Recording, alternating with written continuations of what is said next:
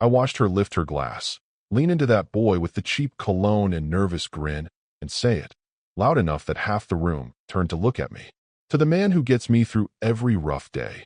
Meet my work husband, she said, smiling like a teenager on prom night, her arms snaking around Kevin's shoulders.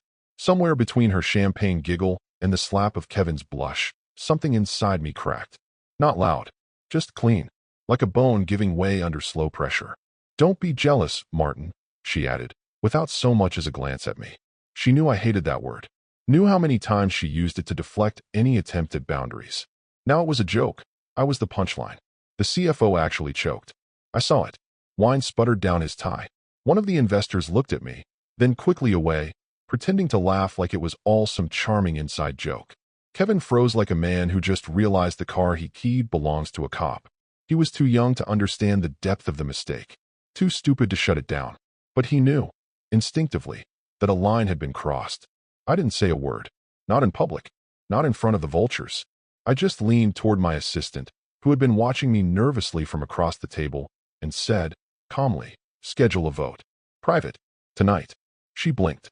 A vote, sir? Yes. Directors only. Use clause 17. Her pen paused midair. Her eyes darted between me, my wife, and the junior golden retriever she'd just draped herself on. Understood. My wife kept laughing like nothing had happened, basking in the fake warmth of people who had just started recalculating her worth. And mine. I wasn't angry. Not exactly. Anger requires surprise. And I'd stopped being surprised by her years ago. I'd built that company from a garage startup into a multi-billion-dollar operation. I'd kept my mouth shut through 10 years of staged charity galas, of boardroom flirtations, of her passive-aggressive digs wrapped in laughter. I let her parade herself as the modern face of executive leadership, while I stayed in the shadows, until now. You see, people like her don't fall. They erode. A joke here, a memo there, a backdated contract smoothed over by a favor. I had let it happen. Enabled it, even. But tonight, she gave me permission. Public permission. I could have kissed her for it. If you're still with me so far, and trust me, it gets worse before it gets satisfying, consider tapping that follow button. It tells my team that building these stories for you isn't in vain. Over 90% of people listen without subscribing, but every single click helps us keep going and bring more to life. Anyway, after the toast, she moved on to her next table, oblivious to the ripple she'd just sent through the room. Kevin tried to follow, hesitated, then downed the rest of his drink. Rookie move. He caught my eye for a second. I smiled. The kind of smile a man gives when he's already 10 moves ahead. The CEO leaned toward me, awkwardly trying to change the subject. Hell of a speech, huh? He muttered. Insightful, I said. She's always had a gift for clarity. He didn't respond, just nodded and stared down at his duck confit like it was going to sprout wings and fly him out of the room. I excused myself before dessert, walked out into the cold evening air, and lit a cigarette for the first time in 10 years. Not because I needed it, because I wanted the burn in my throat to match the one I'd been carrying in my gut for far too long. And then I opened my phone and began sorting through archived board notes. There was something I'd tucked away 6 months ago, a line in the bylaws that no one ever paid attention to, clause 17. Emergency vote of ethics. Usable if an executive was suspected of actions harmful to company morale, structure, or valuation. And guess what? Favoritism. HR complaints. Off-hours perks signed off without peer review. The junior partner's name showed up in all of them, buried in the footnotes. Quiet, but consistent. And now she'd made it public. The final drop. I took one last drag, texted my assistant again, and walked toward the elevator with a calm I hadn't felt in years. It wasn't rage. It was precision. We were going to cut this rot out at the root. By the time she stumbled into the hotel room that night, humming some pop song, she had no idea she was walking straight into her own slow collapse. She came in like she always did after these company events. Loud heels, louder perfume, that buzz sway like she was the queen of something. She tossed her clutch on the chair and flopped onto the bed with an overacted sigh. God, that ballroom was a furnace, she mumbled, slipping off one heel and wiggling her toes like a teenager after prom. I was seated in the armchair, tie off, jacket folded, calm. I handed her a glass of water. She looked up, still tipsy, still glowing from the attention. You're not mad, are you? She asked. Her voice had that careful lilt, trying to sound innocent but already weaponized. Everyone knows it's just a joke. She giggled again, That fake, breathy laugh she used when she didn't want to deal with anything real. Don't be dramatic, Martin. You know how these things go. She didn't notice me glance at her phone. It buzzed against the dresser, screen lighting up briefly. Kevin. That was too far. Another vibration. He looked like he'd kill me. I didn't need to read more. The panic was already setting in, for him, at least. She took the glass I handed her, gave me a crooked smile, and sipped. You should have seen their faces, though. They loved it. You looked so serious. Lighten up a little. I leaned forward, rested my elbows on my knees, and watched her carefully. Drink all of it. She paused, raised an eyebrow, then drained the glass like it was a dare. There. Happy. I nodded once. Tomorrow's going to be long. She furrowed her brow, but didn't press. Her confidence was still inflated, floating on that high of cheap compliments and champagne giggles. She thought this was another one of our quiet disagreements. One of those nights she could smooth over with morning intimacy and a shared latte. I stood, grabbed my keycard, and headed for the door. Where are you going? She asked. Prep, I said. You've made the next few hours very productive for me. She laughed again, but this one faltered. You're so weird sometimes. I didn't reply, just shut the door behind me with the same silence she mistook for surrender. She never could tell the difference between being ignored and being studied. The hallway was empty, clean, cold. I walked to the elevator and opened my phone. The document I had accessed earlier, an old HR folder with suppressed complaints, was still sitting in my encrypted archive. All the little jokes she had made over the years about mentoring, about Kevin's potential, about how she could make or break someone's career if they understood the game. It had all felt like ego posturing. Until tonight. Until she broadcast it with a toast and a fake laugh in front of the firm's oldest money. Kevin had reason to worry. He'd been a pawn in her power plays, yes, but the problem was, pawns sometimes survive the board. He didn't know what seat he'd just been handed, or whose name had just been erased to give it to him. I stepped into the elevator and hit the executive-level button. The building downtown had a private floor reserved for off-hour strategy meetings. It was meant for mergers, acquisitions, hostile takeovers, the adult table, basically. She never liked going up there. Said it was too dry. I used to agree. Now, it was exactly what I needed. As the elevator rose, I pulled up the notes I had kept quietly over the past 18 months. Small things. Flagged emails. Slack messages from junior analysts. One memo where she overruled compliance to approve a travel reimbursement that just so happened to benefit Kevin directly. Nothing illegal. Nothing explosive. Just corrosive. She assumed proximity meant protection. She assumed I wouldn't risk reputation. She assumed I'd sit still. That was the miscalculation. Not the toast. Not the nickname. The real mistake was thinking I needed her. The elevator doors opened with a soft chime, and the polished marble lobby welcomed me into the room where real decisions were made. I wasn't going to scream. I wasn't going to fight. I was going to rearrange the room. And she'd wake up tomorrow thinking nothing had changed, until she walked through a door that no longer opened for her. 2:03 a.m. The keycard reader flashed green, and the biometric scan accepted my thumbprint without hesitation. The secure data room didn't see many visitors after midnight, not unless something was on fire or about to be buried, which, in this case, was the same thing. I stepped into the chilled dark of the server archive, where the lights hummed like confessionals and the walls were lined with the sins of our company, sanitized, encrypted, time-stamped sins. Everything the board thought they'd buried was here, and I knew exactly where to look. You don't sit on a board for 14 years without noticing the way things get edited, the reports that get finalized without discussion, the contracts that appear signed with no witnesses, the complaints that didn't meet escalation criteria, as HR always phrases it. I knew what I was looking for, her digital fingerprints, and Kevin's. I typed a string of keywords into the restricted query console. Kevin Langston, executive override, non-compliant expense, anonymous complaint, HR, redacted. The list populated instantly. 62 entries. 54 under her purview. 27 involving both their names. I didn't smile. Didn't blink. Just started reading. Item 0031. A vendor contract revised 3 hours after midnight. Signed off with no second approver.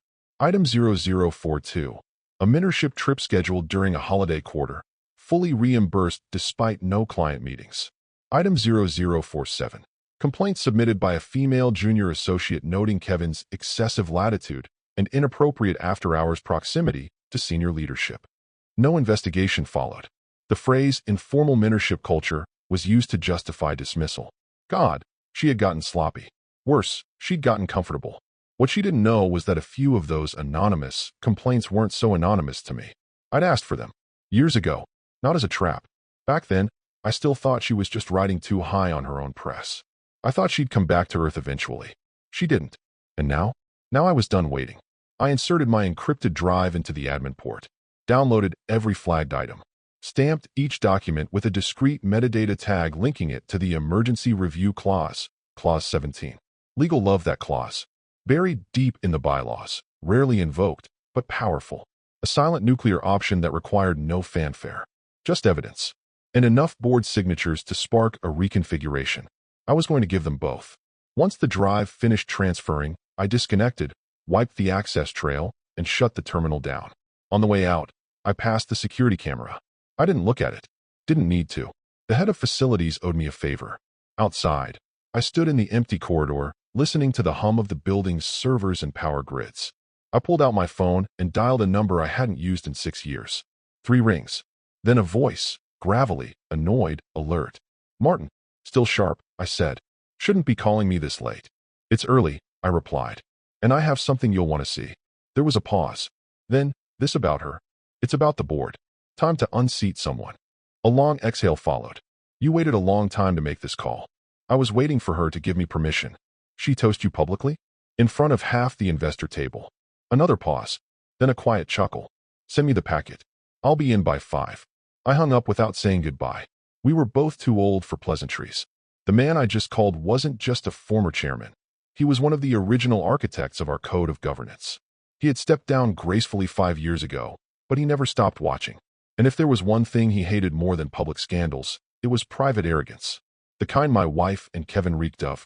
Back in the elevator, I leaned against the wall and stared at the floor number blinking down. My reflection in the steel doors didn't look angry, just precise, focused, like a man tightening the last bolt on a bridge before sending someone across it. I didn't need to scream, cry, or throw things. I had the files. I had the clause. And I had the one man who still scared the hell out of her old guard. She thought I was just the husband. She forgot. I was also a founder. By the time she opened her eyes tomorrow morning, her seat would already be halfway gone, and she'd have no idea who was pulling the screws loose underneath her. The conference room on the 42nd floor wasn't built for drama. Frosted glass, recycled air, brushed steel, and chairs that whispered power instead of yelling it.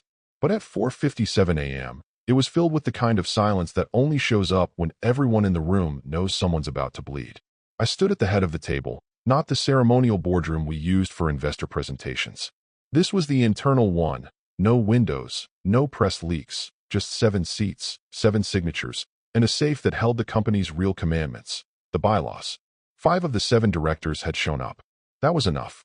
The 6th was overseas and had already sent his proxy vote via encrypted signature. The 7th, well, the 7th wouldn't be invited to this particular ceremony. She'd get her invitation a few hours later, hand-delivered by policy.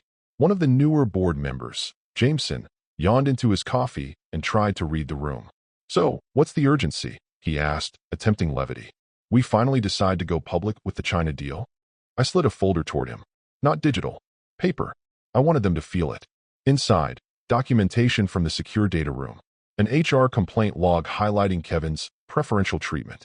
A copy of an unreviewed expense report showing a $12,000 mentorship retreat, just for the 2 of them. An override slip where she greenlit a performance bonus with no committee approval. And at the end, a single-page summary linking every incident to a breach of ethical conduct standards outlined in Section 6.4, Clause 17 of the Board Governance Charter. Jameson flipped through the folder, then raised his eyes. Is this your wife we're talking about? I didn't flinch. It's the Chief Strategy Officer of Langley Wright Holdings. Silence. The former chairman, Peter, cleared his throat. He hadn't said much since entering. Just stared, listened, and tapped his thumb slowly against the table's edge. Finally, he spoke. She's been grooming Kevin? Yes, I said flatly. Not sexually. Not that it matters. But professionally. She's been positioning him to take a board seat. Fast-tracking him through projects. Falsifying committee feedback. Redirecting budget. Peter leaned back. Does he know? Doubt it. But he'll benefit either way. Which makes him a liability. A woman named Karen, who never liked her but never dared say it, spoke up. And the toast? I gave a single nod. Made it public. She undermined corporate leadership in front of investors, staff, and the CFO. Laughed while doing it. Another silence. This one longer. More decisive. I slid another document across the table. 2 pages. One clause highlighted. Clause 17.2. Emergency Ethical Review. In cases of suspected ethical breach involving executive members, the board may vote for immediate suspension and removal, pending internal audit confirmation. Requires 2/3 vote. Clause 17.4. Interim Appointment Clause. In such cases, the board may also elect a provisional member to the vacated seat, effective immediately, pending formal ratification at next quarterly meeting. Peter read it. Tapped it. You know what this looks like, right? I know exactly what it looks like, I said. And I'm not asking you to vote against her because of who she is to me. I'm asking because she's compromising the integrity of this board. Jameson stared at the folder. How long have you been compiling this? I looked at him dead on. Does that matter? He didn't answer. Just reached for a pen. The vote wasn't loud. No arguments. No passionate speeches. One by one, each hand wrote their name on the signature line. Peter was last. He didn't sign right away. Just looked at me, the man he once mentored, and said quietly, "She always underestimated you. She taught me how to smile while twisting the knife." I replied. He signed. 6 signatures. Done. No press. No scandal. Just paperwork. A new nameplate order was quietly sent to facilities. Kevin Langston, board observer, provisional. A ceremonial move for now. Temporary, perhaps, but enough to send a signal. The other nameplate? Hers? It was marked for removal before the sun came up. A press release was drafted. Leadership realignment in the interest of growth and transparency. The language was safe. No accusations. No blood. But inside the firm, everyone would know. Everyone who mattered. She thought she was untouchable. She thought being married to me was a shield. She forgot I designed the damn armory. The phone buzzed at 5:03 a.m., rattling on the nightstand beside a leather-bound biography he hadn't finished and an empty tumbler that still smelled of Glenfiddich. He answered with a groggy bark. "What? It's done," I said. Silence. Then, what the hell does that mean? I didn't bother softening it. She's out. Interim vote passed. Documents signed and filed under Clause 17. You'll get a formal notice by 8. You can't just. She was grooming an unqualified junior for a board seat. She's misallocated funds, violated governance policy, and she humiliated herself in front of 2 Class A investors. I didn't just do it. I had help. She's your wife, Martin. And that used to mean something. I said, keeping my tone ice flat. Then you shouldn't have taught her how to weaponize her position. Another pause. Then a bitter, almost incredulous laugh. You think this is going to cleanly hold? You think I don't still have strings in this place? I know exactly what you have, I said. And I also know the one thing you've always feared. Your legacy being publicly tied to a scandal you can't spin. I hung up before he could find something smug to throw back. It wasn't a bluff. The man built this firm brick by brick, but he didn't stick around for the digital age. He cashed out, left the reins to the next generation, his daughter, and kept his influence unofficial. Whisper campaigns, silent votes, private breakfasts with board members who owed him favors. But this time, he was walking into a room where the walls no longer echoed his name. By 6:07 a.m., I was back in my office. The sky outside was turning a nervous blue, that early dawn color you only notice when something irreversible is in motion. The press team was already logged in on Zoom, eyes wide, caffeine in hand, reviewing the realignment statement for later that morning. "We're holding back the language," said Clarissa, our head of media. "No names. Just emphasizing a commitment to compliance and transparency." "Good," I said. "Stick to that. And make sure the social copy uses unanimous decision." That phrasing matters. Clarissa hesitated. "Do we expect backlash?" "Yes," I said. "Privately. But no one will say it out loud. Not if they've read the documents. Because nepotism is a parasite that learns how to blend in. It calls itself legacy. It cloaks itself in loyalty. It throws champagne galas and names conference rooms after its own children. But it only survives as long as no one holds up a mirror. That mirror was now in full view. And she was still asleep, dreaming she had a seat at a table that no longer existed for her. At 6:23 a.m., I received a message from legal. Change in ownership filing confirmed. Interim board adjustments approved by compliance. At 6:25, another ping from Peter. He just arrived. Her father. On site. Likely half-dressed, half-furious. They let him in, of course. Not because he held power anymore, but out of habit. Old ghosts still get keys. I watched on the internal feed as he walked into the empty hallway outside the boardroom, clutching a briefcase like he had any weight to throw. He burst through the door. Too late. The decision had been logged. Signed. Dispersed through encrypted company channels. Time-stamped. Witnessed and archived. The moment he tried to challenge, it would be the moment he confirmed to everyone that the rot started with him. He didn't shout. He just stood there, blinking, adjusting to a world that had moved on without his permission. "Martin," he said, when he finally found me in the conference room. His voice was steady, but his eyes were frantic. "We can fix this." "No," I said, turning the monitor toward him. It displayed a spreadsheet with incident tags linked to board code violations, all traced to her ID and login. "You can't. And she won't. I told her not to get too close to that boy," he muttered. "Told her not to get sloppy. And she learned from the best," I said. "Manipulate. Protect the name. Use people like their chess pieces." He exhaled, sat down, said nothing more, because the truth was, he had handed her the sword and never taught her what to do when someone else finally took the shield away. Outside, the comms team sent the final draft of the press release to legal. The subject line was simple: leadership realignment, 7 a.m. distribution. And in the CC line, her name was conspicuously absent. She pushed through the glass doors of the executive suite like it was any other morning. Heels sharp, coffee hot, smile rehearsed. Kevin followed 2 steps behind, slightly out of rhythm, like he hadn't slept right. Which, judging by the frantic texts he sent overnight, he hadn't. But she looked like she'd won something.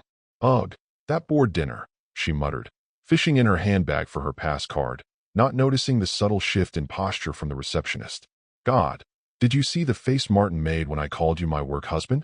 I swear, if he clutches his pearls any tighter, he'll snap." Kevin chuckled, but it was hollow. She didn't notice. They rounded the corner toward the main conference room, her usual entrance, her usual throne of glass and leather, and then she stopped walking. Not because someone said anything, but because someone didn't. Security was standing by the elevator. Not roaming. Stationed. 2 of them. Clean cut, polite posture, corporate muscle in tailored suits. And their eyes followed her. Kevin noticed it too. His stride faltered. Oh. The door to the conference room was already open. The room wasn't empty. Martin was seated at the head of the table. Not his usual seat. The seat. The chairman's. 3 other board members flanked him, all composed, all silent. Kevin's nameplate had been installed at the long end, fresh brass, still gleaming, not quite where the real power sat, but closer than he'd ever been allowed before. But next to it, where her name once gleamed proudly, engraved, not printed, mind you, there was only a smudge. An empty velvet slot, like a pulled tooth.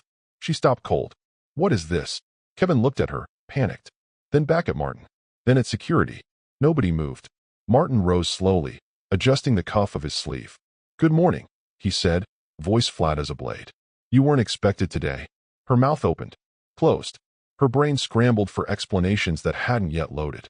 I have a meeting with internal strategy," she said. "You don't," he replied. She blinked. Martin turned to Kevin. "Please, take your seat." Kevin looked like he'd just been handed a live grenade. He didn't move. She took a step forward, confused but clinging to the last thread of control. "Martin, what's happening?" He looked at her, not cruel, not angry, just clinical, like a doctor about to deliver a diagnosis no amount of bargaining could delay. "A correction," he said. The word landed like a slap. "What?" Her voice cracked slightly. "You can't. This is a joke, right?" "I don't joke during ethics violations," he said, stepping aside to reveal the file folder neatly placed at her former seat. It was unopened, but the label on top was unmistakable. Her name. Board Code Review Packet. Clause 17. Emergency Ethics Session Outcome. Final. Stamped. Logged. Filed. She reached for the file, but Martin was faster. He tapped it closed with 2 fingers. "You'll get your copy by courier," he said. "Per policy." Kevin finally sat, slowly, like his knees might give. He didn't look at her. Not once. "Kevin," she said, her voice sharper now. "You knew about this?" He swallowed. "I got an email at 6:30. I thought it was phishing." She spun back to Martin. "You're seriously doing this? After everything? After years of you treating this firm like a vanity project? After making board appointments based on who made you laugh at dinner?" He tilted his head. "Yes." Her lip trembled. Rage, not sadness. "Not yet. That would come later. You've made a huge mistake, she hissed.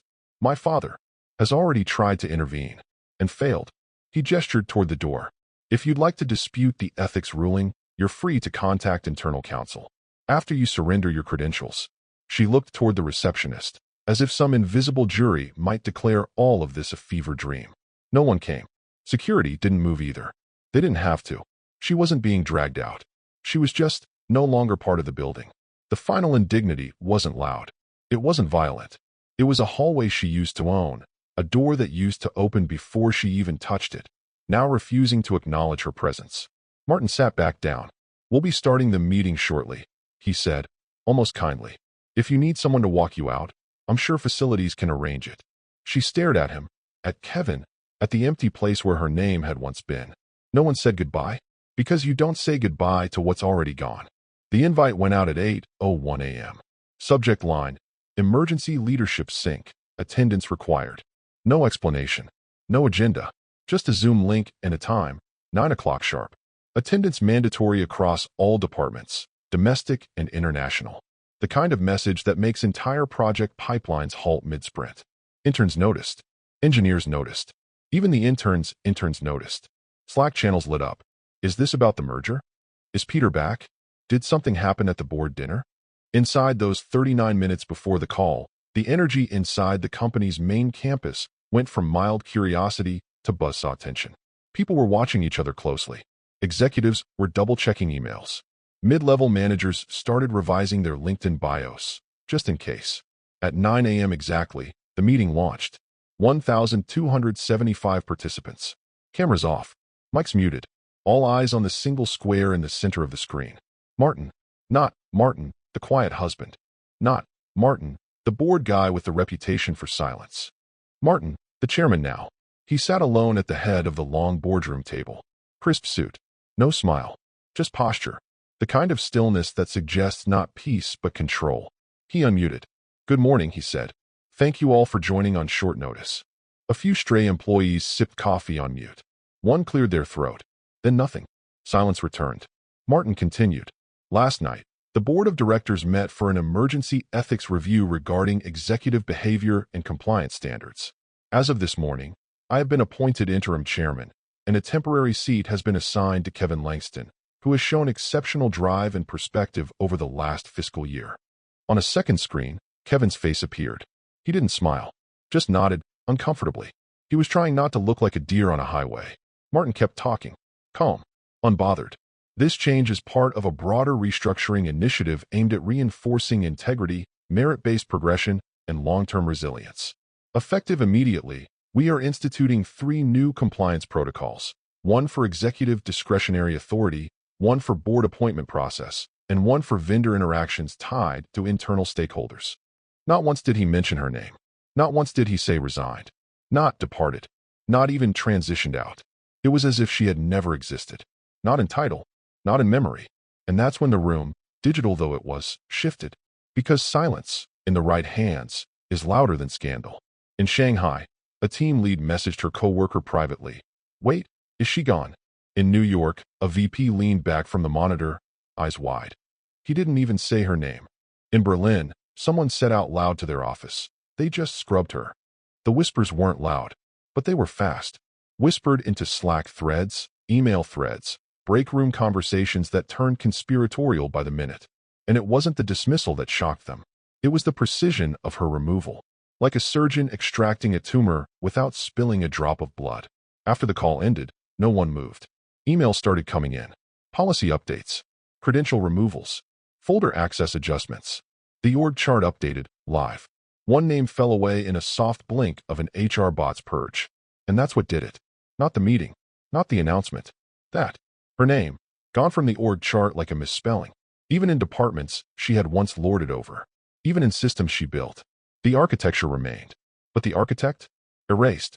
Some of her inner circle tried reaching out. Nothing bounced back. No out of office. No redirect. Just absence. At 10:22 a.m., the only trace of her left was a paper cup of coffee, still warm, sitting untouched on her former desk. Facilities would throw it out by noon. Martin never left the boardroom. He stayed in his seat, reviewing documents, speaking quietly with compliance, shaking hands with IT leads, rewriting policies she once authored, line by line. Outside that glass box, everyone else was still asking the same question in slightly different forms. Where did she go? Why did no one say anything? But Martin understood something they hadn't realized yet. She hadn't been fired. She'd been replaced. And in the world of power, that was the real execution. The Uber dropped her off at 6:41 p.m. sharp. She didn't say goodbye to the driver, barely registered he existed. Her mind was a knot of smoke and static. The security team hadn't followed her out. No one tried to stop her. That was somehow worse. She'd stormed out like she still had power, still had leverage. And no one lifted a finger. They just watched. The street was quiet. Our neighborhood always was. High hedges, wide driveways, the kind of place where every garage door opens at the same time each morning and closes like clockwork after sunset. Except tonight, something was off. The house was dark, dead quiet. Not the kind of quiet that comes with solitude. The kind that comes with abandonment. She fumbled in her bag, pulled out her key, and stepped up to the door. Slid it into the lock. Stopped. It didn't fit. She turned it, pressed harder, jiggled the handle. Nothing. She tried the other key, our old gate one. Still nothing. Her fingers began to tremble, the cold metal of the key rattling against the handle as the realization started to spread across her chest like ice water. Then she saw it. A sealed white envelope taped to the front door, printed with a single line. Per prenup, notification of asset reallocation enclosed. She stared at it, took a step back like it might bite. Then, hands trembling, she tore it open. Inside was a legal folder, thick, neatly tabbed, prepared by someone with time and the patience for clean endings. She stepped inside, door already ajar. I'd left it unlocked on purpose. Not to be cruel, just to be clear. She didn't own this house. Her name was never on the deed.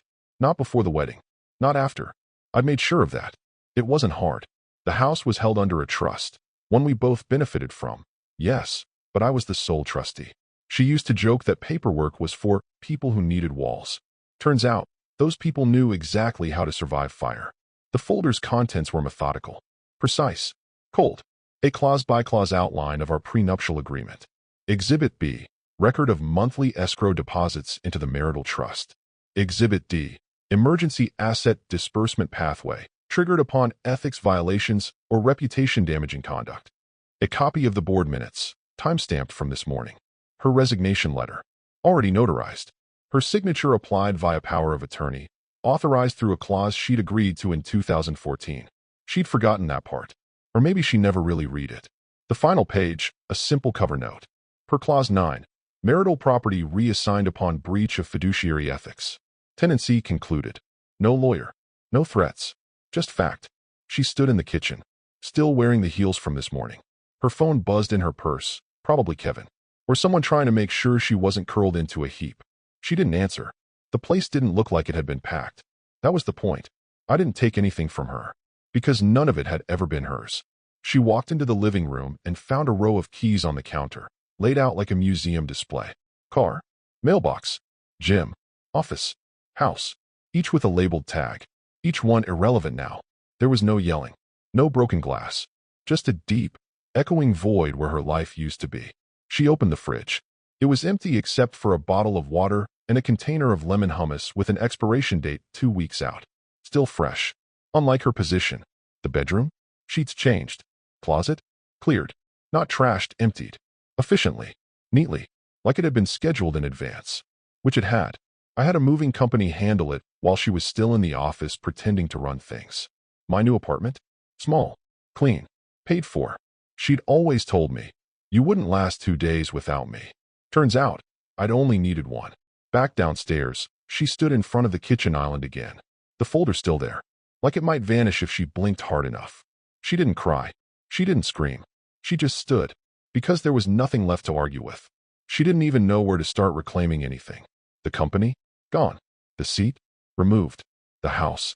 Legally reassigned. Kevin? Silent. Her father? Mia? She picked up the folder again and reread the clause I'd highlighted in yellow. Upon breach of conduct, all claims to shared assets held in trust default to the trustee. No appeal. No division. Signed by both of us. Dated the week after our honeymoon. When she still thought marriage was a spotlight, not a contract. When she still thought charm outrank structure. She leaned against the counter, knees threatening to fold, and finally whispered into the silence, "What did I just lose?" But the house didn't answer. It didn't belong to her anymore. She made her first call before sunrise the next morning. No makeup, no armor, just her, on the marble kitchen floor in yesterday's wrinkled blouse, hair pinned up with whatever she could find. She looked like someone had fast-forwarded her 10 years overnight. The voice that answered on the other end wasn't her father, it was his assistant. "Mr. Langley isn't available. This is his daughter," she hissed. "Put him on." "I'm sorry. He's in meetings for the rest of the day." Click. She stared at the screen like it had betrayed her. Tried again. Voicemail. "You've reached the office of." Next call. Marlene, her old PR fixer. No answer. Next. Yasmin at legal. Straight to voicemail. Next. Josh, her personal brand consultant. Disconnected. She tried Kevin. It rang once. Then went dead. She checked her messages. The last one from him came at 3:48 a.m. that morning. "They moved me to Singapore. I didn't have a choice. Please don't contact me here." That's when it started sinking in. This wasn't exile. This was erasure. She opened her laptop, her work laptop, the one she used to carry like a badge of honor. Login failed. She tried again. Then a third time. Then reset the password. Access denied. She opened her work email from her phone. Screen blinked once. Then, "This account has been deactivated per internal protocol." She wasn't locked out.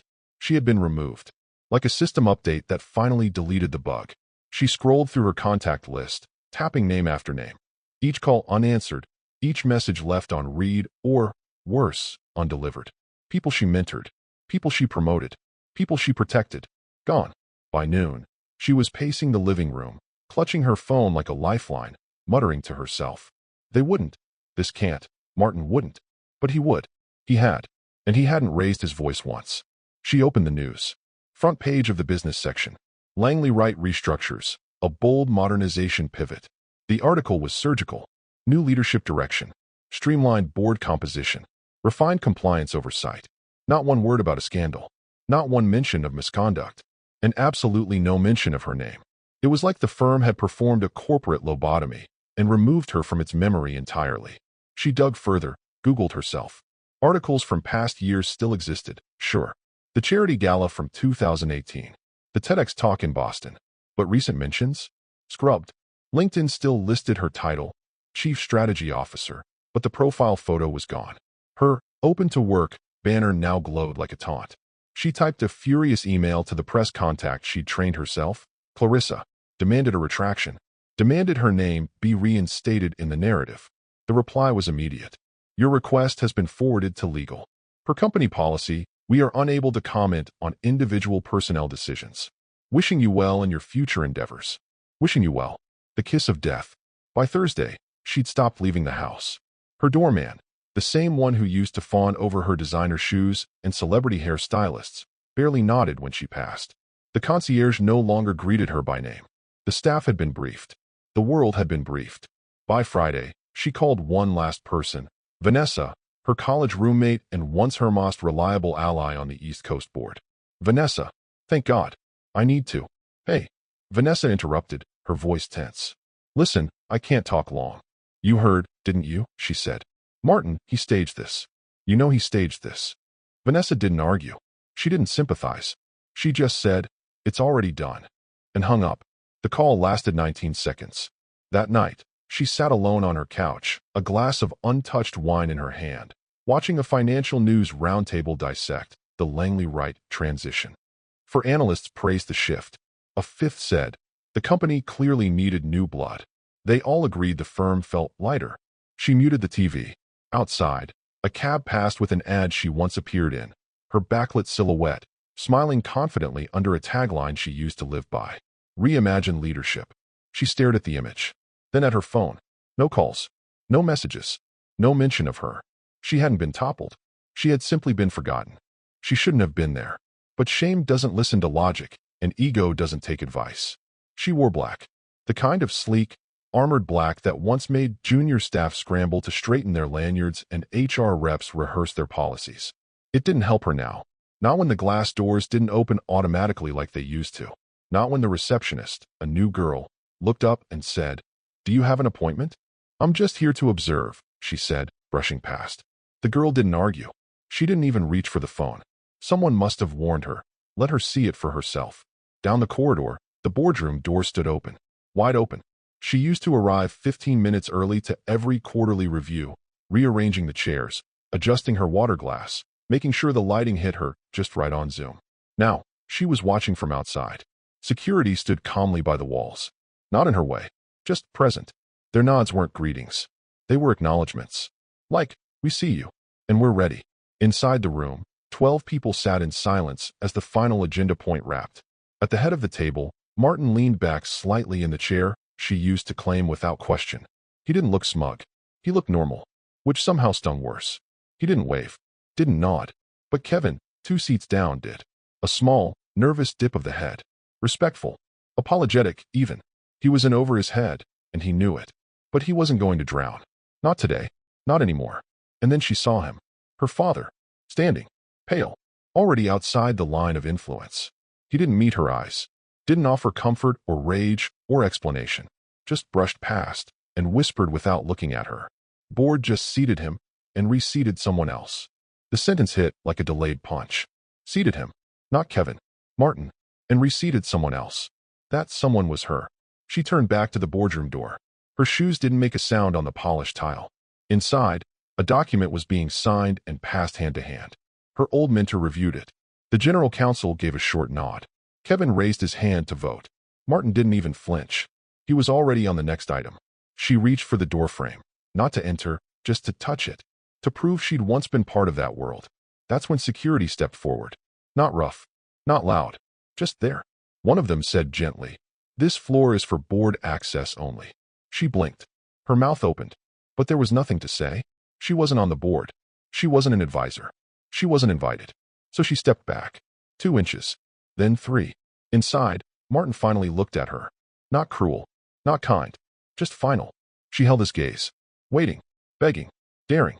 But he only looked for a second. Then he turned to the next page in the binder. The motion carried. Voices murmured in agreement. The vote was unanimous. She turned again. Security didn't follow. No one did. And behind her, the boardroom door didn't slam. Didn't lock. Didn't even creak.